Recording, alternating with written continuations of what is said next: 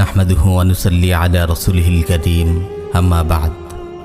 আল্লাহ রাব্বুল আলামিন কাউকে ধনী বানান, আবার কাউকে গরিব বানান।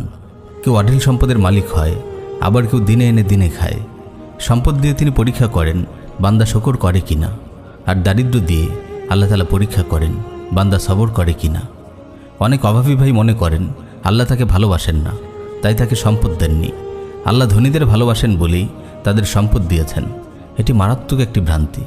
প্রিয় ভাই, সম্পদ কখনো বান্দার প্রতি আল্লাহর ভালোবাসার প্রমাণ নয়। কাউকে অভাবী করার অর্থ এই নয় যে আল্লাহ তাকে ভালোবাসেন না।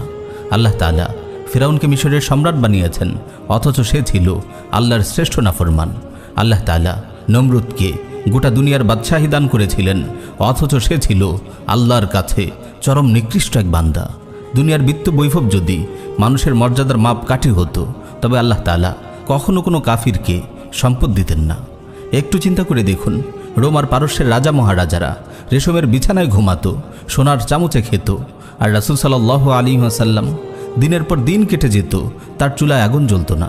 খন্দকের দিন তিনি ক্ষুধার তীব্রতায় পেটে পাথর বেঁধেছিলেন।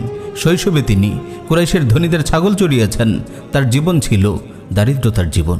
তিনি যখন মৃত্যুবরণ করেছিলেন, তার বর্মটি জনৈক ইহুদির কাছে বন্ধক রাখা ছিল, অথচ সৃষ্টিকুলের মাঝে তিনিই আল্লাহর কাছে সবচেয়ে বেশি মর্যাদাবান।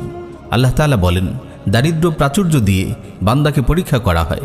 কোরআনে এসেছে, ফাআম্মাল ইনসানু ইযা মাবতালাহু রাব্বুহু ফাআকরামাহু ওয়া না'আমাহু ফায়াকুলু রাব্বি আকরামান ওয়া আম্মা ইযা মাবতালাহু ফাকাদারা আলাইহি রিজকাহু ফায়াকুলু রাব্বি আহানান। কাল্লা, মানুষ তেরূপ যে তার রব যখন তাকে পরীক্ষা করেন, সম্মান অনুগ্রহ দান করেন, তখন সে বলে আমার রব আমাকে সম্মানিত করেছেন। আর যখন তাকে পরীক্ষা করেন, তার রিজিক সংকুচিত করেন, তখন সে বলে আমার রব আমাকে লাঞ্ছিত করেছেন। না, এমনটি কখনো নয়। এই আয়াত আল্লাহ তাআলা বলছেন, বান্দাকে তিনি কখনো পরীক্ষা করেন সম্মান নিয়ামত প্রাচুর্য দিয়ে, কখনো দারিদ্রতা ও দুঃখ কষ্টে নিপতিত করে। নিয়ামত প্রাপ্ত হলে বান্দা মনে করে আল্লাহ তাকে সম্মানিত করেছেন, আর রিজিক সংকীর্ণ হয়ে গেলে সে ভাবে আল্লাহ তাকে লাঞ্ছিত করেছেন। তাদের এই ভুল ধারণা খণ্ডন করে আল্লাহ তাআলা বলেন, কাল্লা, অর্থাৎ কখনোই বিষয়টি এমন নয় যেমনটি সে ভাবছে।